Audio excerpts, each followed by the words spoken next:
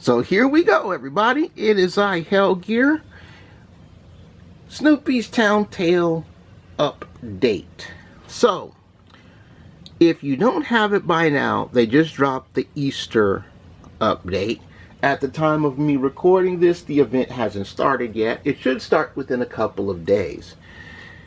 I say that because, as some of you may already know, and hopefully you're not confused by Twitter, was yesterday was Palm Sunday and Twitter was talking about Bunny Day. Well, this coming Sunday is Easter, folks. So, a little bit late to the party on the behalf of their good old eventing, but you know what? That's fine. So, when you look at the update page, they, interestingly enough, introduce someone else that the community wanted added to the game. And I'm going to talk to you about said various person. Yeah, I'm still playing Panda Clip the Black Thief, of course. But anyway, let's switch over to our wiki, and we get to introduce you guys to our good friend. Well, not really friend, but bad boy Tebow. Remember when I talked about this particular character as a community choice for being added to Snoopy Town? Well, he's here now, so let's read up. And I know the name is spelled weird. This has to be like a French or a Creole name. Tebow is a minor character in the comic strip by Schultz, and the adversary of both his appearances, the protagonist being Charlie Brown first and Marcy second. He first appeared in the strip on June 4th in 1970, in which Charlie Brown was very surprised by his unusual name. Tebow is shorter than most of the other characters, but in spite of that, he's angry, argumentative, pugnacious, and generally unpleasant, with an angry look and a perpetual frown on his face. And obviously, he's the owner of a sweet-looking mullet. Not sure how he's going to look in-game, though, because, again, the event hasn't started yet. You can't get his character in here. He sports a mullet-like haircut, like I said, the mullet. And despite being smaller than most of the gang, surprisingly depicted as having sideburns in both comic and TV strip appearances. Yep. Got to love that. The storyline in which Tebow was introduced saw Peppermint Patty ask Charlie Brown to come over and lend his baseball glove to a player on her team who doesn't have one. That, of course, being Tebow. So let's look at the strip. Zoom in a little bit. Gee, Chuck, where you been? Man, our game is ready to go. Did you bring your glove? Nice shot. Here, give it to Tebow. He's the one who doesn't have a glove. Tebow? Get out there, Tebow, and show him how it's done. You can watch the game over there if you want. Which what? Tebow? Yeah, like Tim Tebow, the football player who got cut.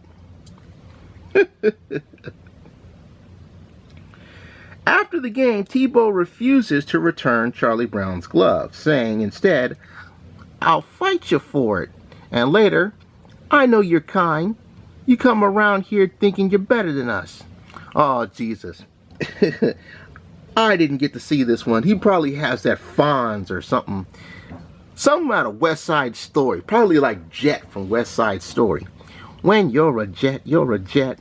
Ah, you come around here looking better than us. Even after Peppermint Patty threatens to kick Tebow off her team if he doesn't return Charlie Brown's glove, Brown himself is delighted that anyone could imagine him as being superior in any way. Because, you know, good old Charlie Brown is humble and always picked on. He's so pleased that he allows Tebow to keep the glove and leaves happily. Much to Peppermint Patty's lack of understanding and her outrage, Tebow And Tebow tells her she sure knows some weird people. So she implies to him that his funny looking friend with the big nose is even weirder. And we all know who that is. Now, the meeting with Marcy, I do remember seeing this, but man, Tebow's voice, I just don't have it in me.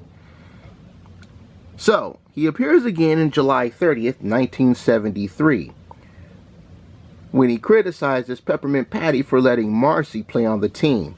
Oh, I remember this. Marcy lets him have it too, just because she's a girl. Yeah, rips on Marcy for being a girl, doesn't understand Peppermint Patty's one.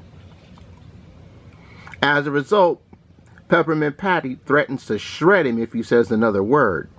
In the strips, which first appeared between August 1st and August 4th, 1973, Tebow constantly criticizes Marcy, especially for wearing glasses, and finally kicks dirt on her shoes.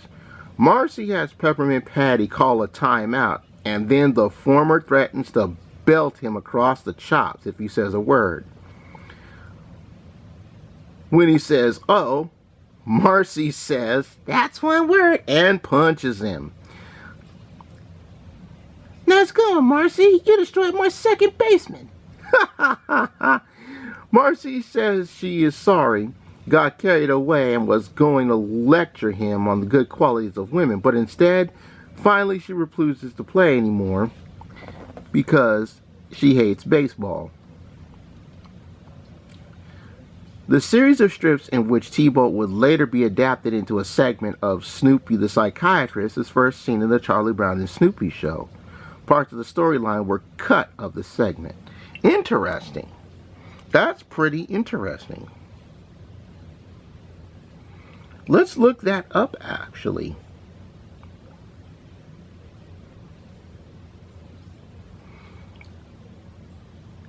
Oh, it doesn't say. That's unfortunate. That is unfortunate. So, Tebow is actually another one of the series' antagonists, which we now have, what, 3 now? Oh, Jesus, that is horrible English.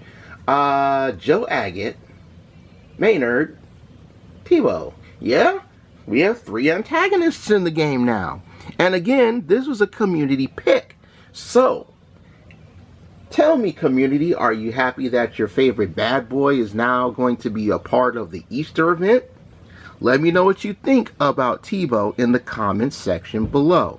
And I'll see you guys next time.